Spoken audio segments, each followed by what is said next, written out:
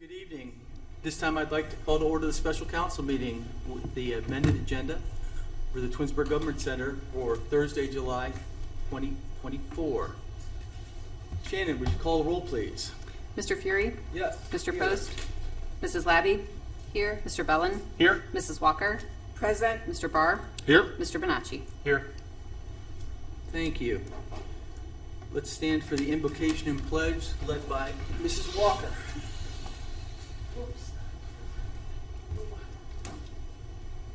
Father, you guide and gather everything with order and love.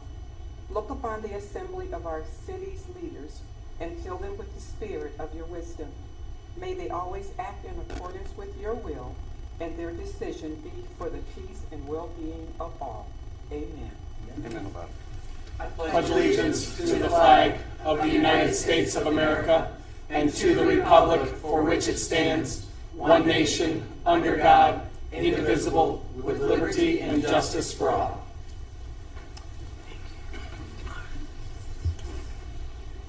Thank you, Mrs. Walker. You're welcome. This time I'd like to open the public hearing for Ordinance 68, 2024. Audience participation. Shannon? First, we have Lynn Clark. Okay. For the purposes of public information, with each speaker gets up to 5 minutes. I've heard that before. I know, Lynn sir. Clark, I know, 2485 sir. Old Mill Road. Thank you, Mr. I'm Clark. going to make this punctual tonight. That's so. okay, sir. Very disturbed we're trying to make such massive changes without thinking through all the consequences. One of the issues that's been brought up many times is we've got zoning conflicts where we've got industrial next to residential. This has been discussed with at least one of our council members personally and has been a thorn in the side of those residential. And yet, there's nothing to help accommodate those concerns. The original zoning says we're going to try to be harmonious. That's what our environmental performance standards say when we have discontinuous land uses. As it turns out, American Society or American Institute of Certified Planners also says we are going to endeavor to remove those conflicts, as does at least one of our comprehensive plans. The most recent has it, I believe the two before that also have it. And yet there's not anything in the current draft. Perhaps I've missed because we keep having draft after draft. Now, first you stripped the Environmental Council earlier this year of any meaningful input, and now you're attacking the environmental performance standards. Now you've stated, the city's planner has stated, they don't have any expertise in groundwater. Certainly, as evidenced there, and as we've seen other places, they don't have a lot of expertise in many things. Now, they don't follow environmental regulations. They don't follow the environmental regulators' advice, their recommendations. And they have totally ignored Summit Soil and Water Conservation Service. Now, and they're also stating, we're unwilling to endorse leadership, energy, environmental design. These are all deficiencies with this proposal in front of us. Now, you can ignore the science that you don't understand at the peril of damaging our community's environment for a long time. Start supporting our citizens and forget the developers. In the end, Mother Nature's going to win, but the citizens will end up paying the toll. Thank you, sir. Next, we have Sue Clark.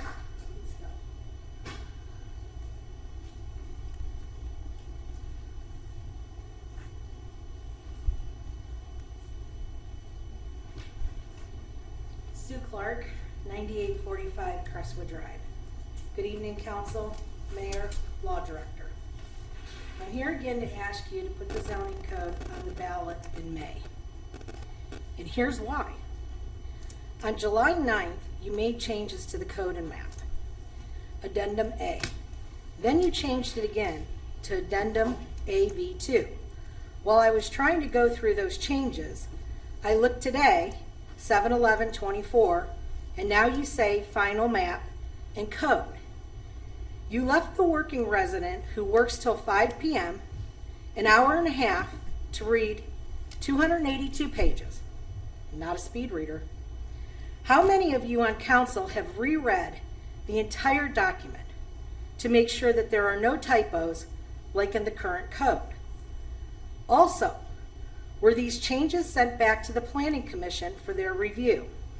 On your website, it says that their last meeting was June 17th, 2024. You see, the 7 of you are ultimately responsible to make sure the code is correct, because you have only allowed me an hour and a half to make sure 282 pages in a map with 16 parcel changes to public facilities are correct. I have not had a chance to review the entire project. Due to your lack of planning, and because we should have been reviewing this at the beginning of the year, you will have 3 no votes in my household. Thank you. Thank you, Mrs. Clark. Next, we have Lori Facina.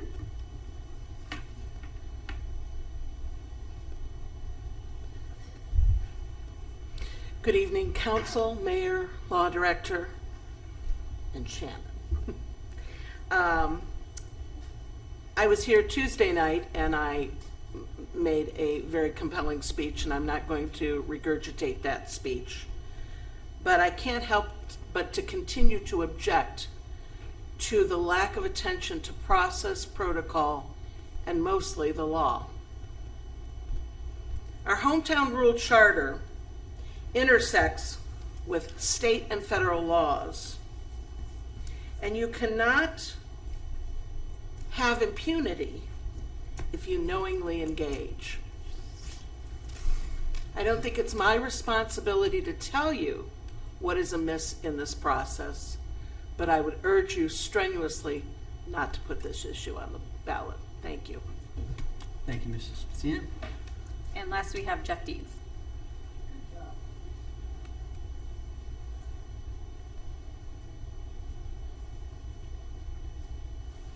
Good evening, everyone. Jeff Deeds, 10011 Parkland Drive. First of all, I just want to say thank you for going through the entire zoning code process. I know it's number one, it's a thankless job going through it. And when I was on council a year ago, I heard endless number of times how this 2 zoning code process that we had was a problem, and we had to fix it. So I want to thank you all for having the guts standing up to fix it, because it does need fixed. You know, you're going to hear 19,000 plus or minus opinions in this city of what we should do on not only the zoning code, but any problem we might have.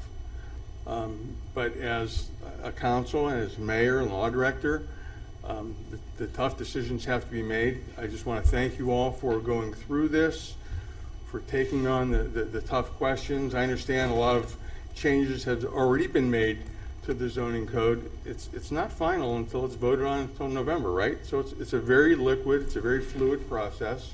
So I just want to thank you for taking the hits, for going through it, and I would ask you to stay the course and keep it on track for November's ballot. Thank you. Thank you, sir. Thank you. That's all we have this evening. Okay. This time I'd like to make a motion to adopt ordinance 68, 2024. May I have a second? Mr. Second. Fury, point of order. Can I read it first? Yes, you may. Thank you. Actually, my public hearing is part of my council meeting, so I don't think I close a public hearing since I'm in the middle of a council agenda. But please tell me. Yeah, I would close it for the record. Okay. Thank No you. further comments. Okay. Are there any further people on the list? Okay, this time I'd like to close the public hearing for 68-2024. Thank you. Now, we're moving to legislation, ordinance 68-2024. Shannon. An ordinance amending Part 11 of the City of Twinsburg zoning and development regulations. Okay. At this time, I'd like to make a motion to adopt ordinance 68-2024. May I have a second? I'll second. Mr. Bellin seconds. Okay. Now we're going to discussion. You have some questions. I have some questions. I do. I'm sure others have questions. So why don't we start with you? Okay, thank you. In Tuesday's meeting, there was a question about the timing of this, when it would go to the ballot and those kind of things, and also whether or not it should be kicked back to the Planning Commission for further review. On Tuesday evening, I said that I would speak to the law director and do some research. I did that. Mr. Vazan, I don't want to put words in your mouth, but if I'm understanding you correctly, you had said that, yes, we have done everything that we need to do in the time that we need to do it, and it is your opinion that we do not need to send this back to the Planning Commission. Is that a fair representation of our conversation? That is correct. But I do want to draw attention to the council, or for the council's purposes for the vote tonight, that as you know, council, and as the public knows, there was an addendum that identified the changes that were made for the final draft that you saw that was prepared for everyone to look at. I will note that pursuant to state law, when you adopt a zoning regulation, and I will say, obviously, we have a obligation to submit the same to the electorate for approval. So when I say adopt, I'm saying to adopt it to send to the voters. Clarification. Because it's my opinion that the addendum obviously differs from the original report that was submitted, that you have a higher vote tally. So you need a 3/4 vote in this situation to adopt an ordinance that differs from the Planning Commission's recommendation. And this, like I said, the addendum came in time after the Planning Commission's recommendation. So when you do the math on that, a 3/4 vote would mean we need 6 votes tonight to approve. And I wanted to, so first off, thank you for bringing that up, because I wanted to let council know that you will need 6 tonight to move forward with this piece of legislation. Okay. Anything else? Nothing else. Mrs. Ziegler, would you come up to the podium for a moment? Thank you.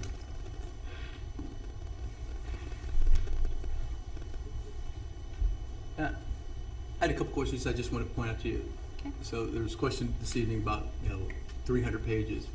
Really, all we did was 284. 284. Yes. But really, what you did was just update a few areas in the last few minutes and updated those changes. Correct. Not every single page had an adjustment to it. Correct. Okay. All right. Can you talk about the process that we've gone through and what you've done in the outreach that you've gone through? Yeah. Please. From the beginning? Yes. So, that's a good question. Okay, so we've had, we hired their consultant back. The process began, I believe in November, December of 2022, and got them on board. They were reviewing. We got our working group established. We had, that was early spring of 2023. Throughout that entire year, we had a couple of open houses. We sent out a flyer in January of 2024 to all of our registered voters. We've done social media. We've, I think, almost at every single council meeting have commented on on the Code Twinsburg project. We created an entire website platform that was updated literally almost in real time. I couldn't have been more on top of that. We've responded to public comments on that forum as well within 24 to 48 hours. I think that's something that our staff is very proud of, is our response time. What else have we done? Social media posts. We've created kind of the did you know little posts. We thought that might be, those little bite-sized things might be more interesting for some people, for residents to absorb. I'm trying to think of other things. Oh, I've been emailing HOA presidents as well to share that this project is going. We have static boards at the library, the fitness center, the senior center here at City Council as well, that are kind of showcasing what we've been doing. We've been posting it in our newsletter, our e-newsletter. What else am I missing? I think there's been almost 100 different touch points for this. I have had also residents email me directly, and I think that's something we've been really proud of as staff, is that we've been responsive to them as well and responded back, and also provided council with comments from clarifying, if anyone had any clarifying comments at council meetings, just kind of following up with you, because sometimes it is, to be fair, I mean, this is a really big project. This is a huge project for the city, and it can be very confusing, and it can be very hard to take it section by section, but we wanted to break it down for everyone and make it as clear as possible. So yes, the addendum was sent out, but there hasn't, again, just to reiterate, not every single page was updated an hour and a half ago. It was literally just the updates that were posted on the addendum were finally reflected in that final document. Okay. And as you've gone through this process for almost 18 months, do you feel that that the document that you provided that cuts off today, because after today there's no more changes, Correct. Yep. is complete and get your recommendation for the council to pass? Would I recommend moving this forward? Yes, absolutely. Thank you. Does anybody have a question for Rebecca from here? Thank you very much. Mhm. I have a question for the law director. One of the speakers mentioned that we were not following, or that questioned if we're following the law. That, as our professional resource, and not being an attorney myself, do you see anything that, you've talked about the planning commission and that, is there anything else that you would advise that's not following the process that we're supposed to? No, not at all. But I will remind everybody that when the motion was passed to incorporate the addendum changes, that pursuant to state law triggers a different vote count. So to answer your question, Bill, everything to this point, I believe, has been done pursuant to the laws that were applicable at the time. And the one last piece I would say is that here tonight to adopt it, you would have to get all of it. There'd be a 6 affirmative vote. Okay.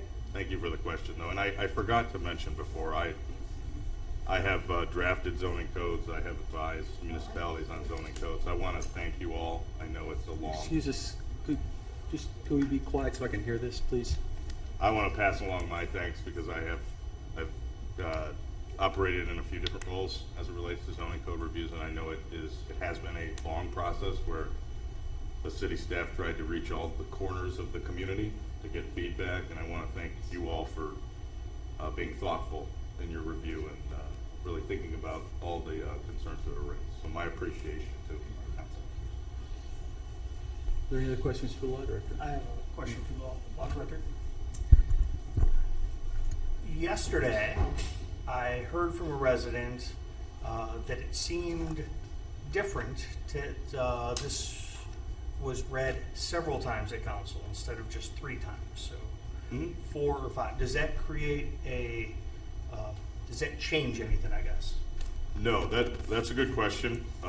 We don't deal with many readings that exceed the 3 reading mark, but like I said, that's a good question. So for both the public and the individuals here, the 3 reading mark I would call a floor, the baseline. You could read a piece of legislation 10 times if you felt it necessary as a council to hammer out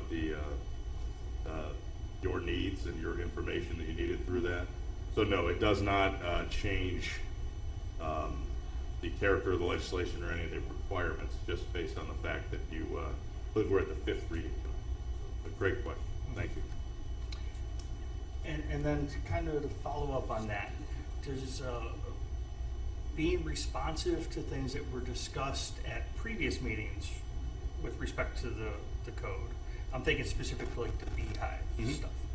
We've ebbed and flowed back and forth and came to understand that issue a little bit better and came up with what was recommended by essentially the Summit County Beekeepers Association, experts in that field, and a resident.